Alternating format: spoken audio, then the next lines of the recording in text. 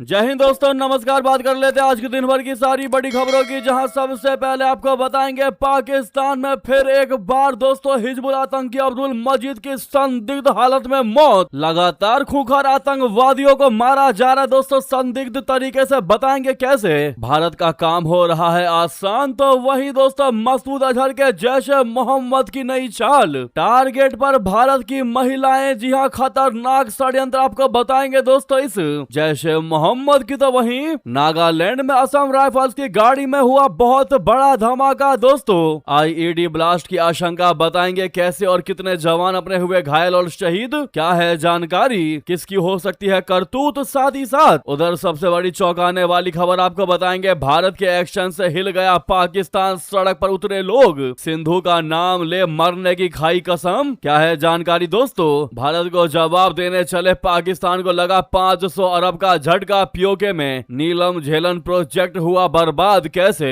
कैसे ट्रंप के करीबी लिंडसे ग्राहम की मौत के बाद अब ईरानी अखबार ने डोनाल्ड ट्रंप को भी दे दी धमकी, कहा इसी तरह अचानक मौत के लिए तैयार रहो ट्रंप। जिसके बाद अमेरिका में तहलका मच गया दोस्तों कि क्या कहीं ट्रंप के इस करीबी लिंडसे ग्राहम की मौत के पीछे ईरान ही तो नहीं। आखिर क्यों ट्रंप को भी सेम तरीके से मरने की धमकी दे रहा है। आज एक से एक बेहतरीन से बेहतरीन अपडेट आपको बताएंगे, बस आप वीडियो के अंत तक बने रहिएगा। और खबरों में आगे बढ़ने से पहले मानते हैं कि इन खूंखार दरिंदों, अपराधियों और आतंकवादियों की मौत निश्चित होनी ही चाहिए। और ठीक हो रहा है तो वीडियो को लाइक करके, चैनल को सब्सक्राइब करके, बेल आइकन दबा के कमेंट में जय हिंद अवश्य कहिएगा दोस्तों। बात करते हैं पहली सबसे बड़ी चौंकाने वाली खबर की, जहां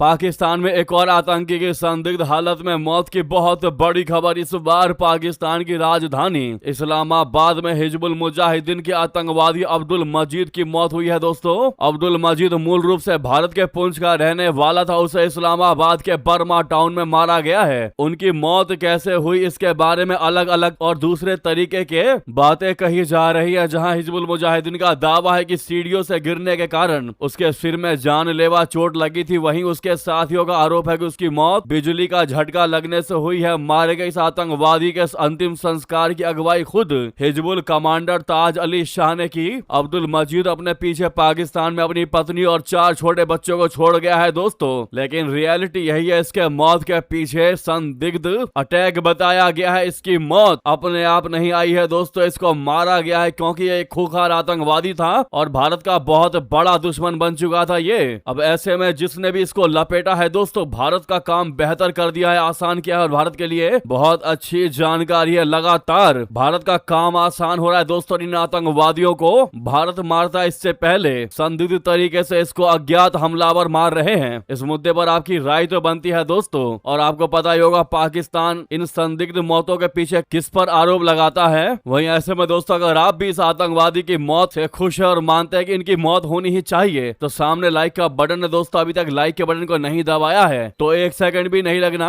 प्रेस कर दीजिएगा दोस्तों। वहीं आपको बता दें, मसूद अजहर के जैश मोहम्मद की नई चाल, टारगेट पर भारत की महिलाएं, रचा बड़ा ही खतरनाक षड्यंत्र दोस्तों। बता दें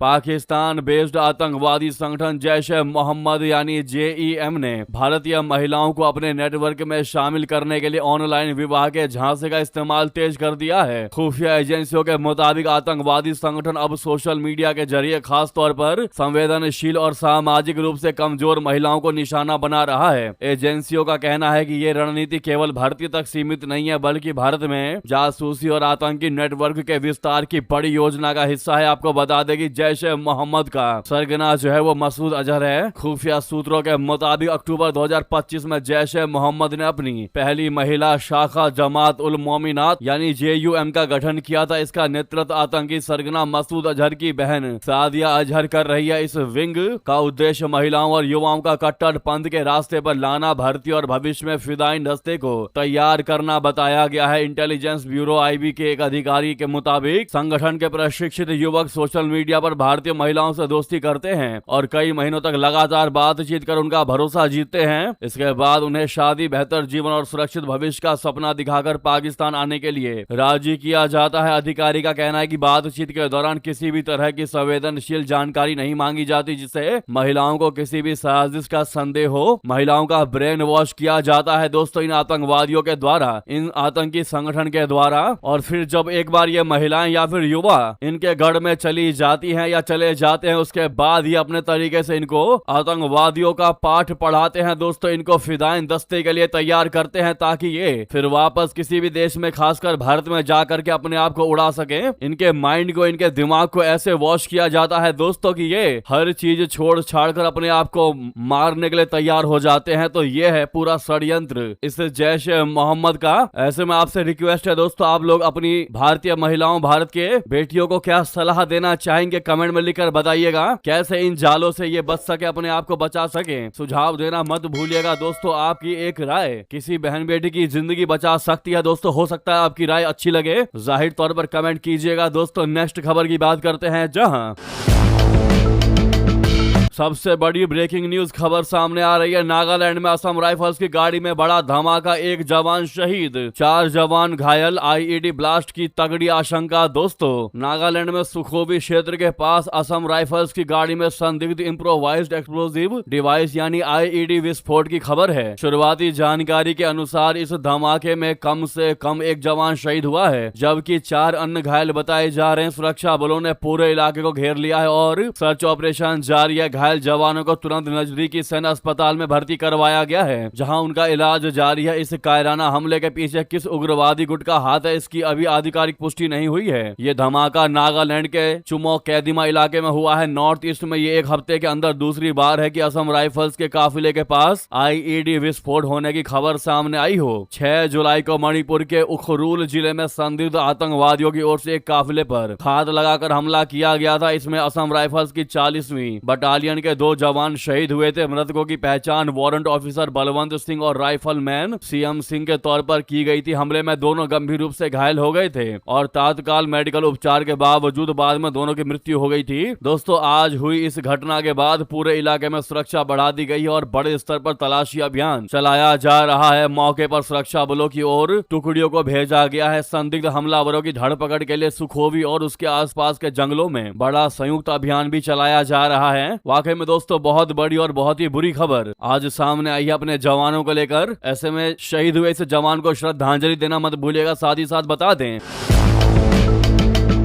भारत के एक्शन से हिला पाकिस्तान, सड़क पर उतरे लोग। सिंधु का नाम ले मरने की खाई कसम। दोस्तों, सिंधु जल समझौता स्थगित करने के एक फैसले ने पाकिस्तान को चिंता में डाल दिया है। खबर है कि मुल्क के सिंध क्षेत्र में इस फैसले के खिलाफ विरोध प्रदर्शन शुरू हो चुके हैं। नारे लगाए जा रहे हैं कि सिंधु को नहीं छोड़ेंगे। बीते साल जम्मू और कश्मीर के पहलगाम में हुए आतंकवादी हमले के बाद भारत ने इस संधि को स्थगित कर दिया था। वहीं रुख साफ किया है कि पड़ोसी मुल्क को आतंकवाद को समर्थन देना बंद करना होगा। पाकिस्तान अखबार डॉन की रिपोर्ट के मुताबिक बिलावल भुट्टो जरदारी की अगुवाई वाली पीपीपी ने सिंध में रैली निकाली थी। इस दौरान पार्टी कार्यकर्ताओं ने कराची, हैदराबाद, थार, मीरपुर खास, लड़काना, शिकारपुर, 9 शहरों फिरोज और दाडू में प्रदर्शन किए। इस दौरान प्रदर्शनकारी नारे भी लगा रहे थे कि मर जाएंगे लेकिन सिंधु पर दावा नहीं छोड़ेंगे। दोस्तों, पार्टी के सिंध चैप्टर के प्रमुख निसार अहम खोरो ने कहा है कि पीपीपी ने इस मुद्दे को जनता में उठाने का फैसला किया है। उन्होंने कहा है कि पार्टी हर गाँव से लोगों को सक्रिय करेगी। उन्होंने अखबार को बताया है कि बिलावल भुट्टो ने सिंधु जल समझौते के इस मुद्दे को लोगों तक ले जाने का फैसला किया है। उन्होंने कहा है कि पीपीपी कार्यकर्ता बिलावल को प्रधानमंत्री बनाएंगे ताकि वो देश के हितों की रक्षा कर सके। खोहरों ने कहा है कि पाकिस्तानी कभी भी अपने मुल्क पर हमला बर्दाश्त नहीं करेंगे। उन्होंने कहा है कि बिलावल भुट्टो में हिम्मत है और वो इस मुद्दे का समाधान खोज सकते हैं। वहीं 3 जुलाई को ही विदेश मंत्रालय के प्रवक्ता रणधीर जायसवाल जी ने अपनी साप्ताहिक प्रेस वार्ता में कहा था कि सिंधु जल संधि यानी IWT पर मैं वही दोहराऊंगा जो हमने पहले भी कहा है। सिंधु जल संधि पर भारत का रुख अडिग है। उन्होंने कहा कि पाकिस्तान द्वारा सीमा पार आतंकवाद को निरंतर समर्थन दिए जाने के जवाब में सिंधु जल संधि फिलहाल स्थगित है। उन्होंने कहा कि पाकिस्तान को सीमा पार आतंकवाद को दिए जाने वाले अपने समर्थन को विश्वसनीय और अपरिवर्तनीय रूप से त्यागना होगा। वहीं दोस्तों जानकारी ये भी है कि भारत को जवाब देने चले इस पाकिस्तान को 500 अरब का झटका लगा है। उसका ये नीलम झेलम प्रोजेक्ट जो है वो बर्बाद हो चुका है। दोस्तों पाकिस्तान सिंधु जल संधि को रोकने और पानी संकट के लिए भारत को जिम्मेदार ठहराने की पूरी कोशिश करता है, लेकिन हकीकत यह है कि ये देश खुद अपने पापों से बर्बाद होगा। ऐसा क्यों कह रहे हैं हम आपको बता दें। पाकिस्तान का लगभग 500 अरब का नीलम झेलम हाइड्रो पावर प्रोजेक्ट कम से कम मार्च 2028 तक के लिए बंद हो चुका है। रिपोर्ट के अनुसार इस प्रोजेक्ट का अंडरग्राउंड टनल सिस्टम टूटने के कारण ये प्रोजेक्ट लगभग 4 साल तक बंद रहेगा। पाकिस्तान ये प्रोजेक्ट पीओके में बना रहा है और इसको लेकर काफी विवाद रहे हैं। इस वजह से उन ग्राहकों पर बोझ पड़ रहा है जिनसे इस प्रोजेक्ट के नाम पर लंबे समय से ज्यादा बिजली बिल वसूला जा रहा था। हैरानी की बात यह है कि पाकिस्तान के अधिकारियों ने सार्वजनिक तौर पर नहीं बल्कि जल संसाधन पर सीनेट की अस्थायी समिति की बैठक में इसका खुलासा किया था, जहां वापडा के chairman lieutenant general retired Mohammad Saeed ने बताया है कि 969 मेगावाट के हाइड्रो पावर प्लांट की मरम्मत का काम चल रहा है। सिंधु जल विवाद के केंद्र में यह प्रोजेक्ट रहा है और इसे पाकिस्तान ने भारत के किशन गंगा प्रोजेक्ट के जवाब में शुरू किया था। दोस्तों वहीं बता दें पीओके की बात कर लेते हैं, जहां पीओके में छात्रों के बगावत से डर गया पाकिस्तान, जाख को दे दी कुचलने की धमकी, हक मांगने वालों को क्या गोली मारेंगे आसिम मुनीर। बता दे बहुत बड़ी खबर, पाकिस्तान के कब्जे वाले कश्मीर में हालात काफी ज्यादा बिगड़ चुके हैं। पिछले कई दिनों से पीओके में भारी प्रदर्शन किए जा रहे हैं। प्रदर्शन का नेतृत्व करने वाली ज्वाइंट अवामी एक्शन कमेटी जाग पार्टी ने 48 घंटे में मांगे पूरी नहीं होने पर 15 जुलाई को पाकिस्तानी असेंबली से आजाद होने की घोषणा की है। दरअसल जाग ने 15 जुलाई को मुजफ्फराबाद की तरफ मार्च करने का ऐलान किया है, जो कथित तौर पर पीओके की राजधानी है। इस मार्च में शामिल होने के लिए भारी संख्या में बच्चे पहुंच रहे हैं, इसीलिए शहबाज शरीफ की सरकार डर गई है। दोस्तों पाकिस्तानी शासकों ने दशकों से कश्मीर को लेकर भारत को परेशान किया, लेकिन अब उसके कब्जे वाले कश्मीर में ही बगावत शुरू हो चुकी है। पाकिस्तानी अखबार ट्रिब्यून की रिपोर्ट के अनुसार पीओके की सरकार ने रविवार को चेतावनी दे दी है कि प्रतिबंधित ज्वाइंट अवामी एक्शन कमेटी यानी जाग को अपने विरोध प्रदर्शनों के दौरान छात्रों से जुड़ी किसी भी अप्रिय घटना के लिए जिम्मेदार ठहराया जाएगा। बहुत ज्यादा आशंका है कि पाकिस्तानी सेना प्रदर्शनकारियों को गोली मारने वाली है, लेकिन अगर रैली में बच्चे शामिल होते हैं तो उसके लिए क्रूरता करना आसान नहीं होगा। पीओके की पाकिस्तान की कठपुतली सरकार के प्रवक्ता चौधरी गुफ्तार हुसैन और पुलिस के प्रवक्ता deputy inspector general Irfan Masood Kashki ने कहा है कि प्रतिबंधित समूह ने छात्रों से 14 और 15 जुलाई को प्रदर्शनों में भाग लेने का आह्वान किया है और 15 जुलाई को मुजफ्फराबाद तक छात्रों के मार्च की योजना बनाई थी। उन्होंने कहा कि 4 अक्टूबर 2025 के समझौते के तहत अब प्रतिबंधित जाग की सभी 38 मांगे मान ली गई थी, लेकिन बाद में समिति मौलिक अधिकारों से संबंधित मांगों से हट गई और सरकार विरोधी उद्देश्यों को आगे बढ़ाया, जिसके कारण कानून के तहत उस पर प्रतिबंध लगा दिया गया। वहीं बता दें ट्रंप को चौंका देने वाली खबर सामने आ रही है दोस्तों, जहां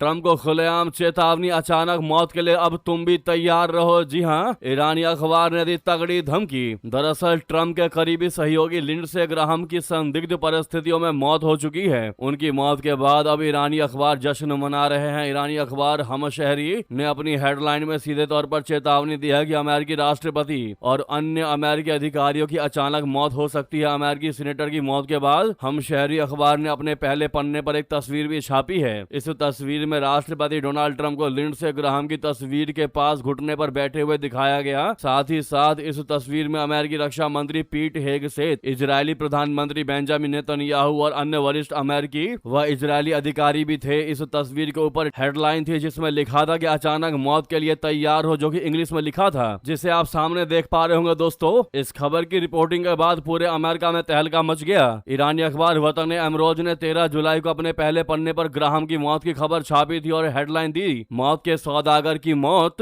तेहरान की बयानबाजी को और बढ़ाते हुए ईरान के सरकारी मीडिया के एक न्यूज रीडर ने ग्राहम की मौत में तेहरान की भूमिका की ओर इशारा करते हुए कहा कि मैं ईरानी राष्ट्र को बधाई देता हूं कि युद्ध भड़काने वाले और ईरान विरोधी अमेरिकी सीनेटर लिंडसे ग्राहम को नरक भेज दिया गया है। इन मीडिया प्रसारणों ने डोनाल्ड ट्रंप के मागा समर्थकों के बीच साजिश की थोड़ी को हवा दे दी है। कई लोगों ने ग्राहम की मौत की जांच की मांग करते हुए IRGC द्वारा उन्हें पहले दी गई जान से मारने की धमकियों का हवाला दिया गया और अब ट्रम्प को भी सीधी सीधी धमकी दी गई है दोस्तों की ठीक इसी तरह ट्रम्प की भी मौत होगी, इसीलिए अपने मौत का इंतजार करो ट्रम्प, अपने मौत के लिए तैयार रहो, जिसने वाकई में हड़कंप मचा दिया है ट्रम्प के कैबिनेट में दोस्तों। ऐसे में आप सभी से रिक्वेस्ट है जहां पर भी आपका ग्रुप हो व्हाट्सएप फेसबुक एक्स पर वीडियो को शेयर कर दीजिएगा, लगे हाथ तो वीडियो को लाइक करके इस चैनल को सब्सक्राइब करके बेल आइकन दबा के कमेंट में जय हिंद कहना बिल्कुल भी मत भूलिएगा। तो दोस्तों मिलते हैं आपसे अगली बड़ी खबर में, यहां तक बने रहने के लिए आप सभी का बहुत बहुत धन्यवाद, बहुत बहुत आभार। जय हिंद, जय भारत।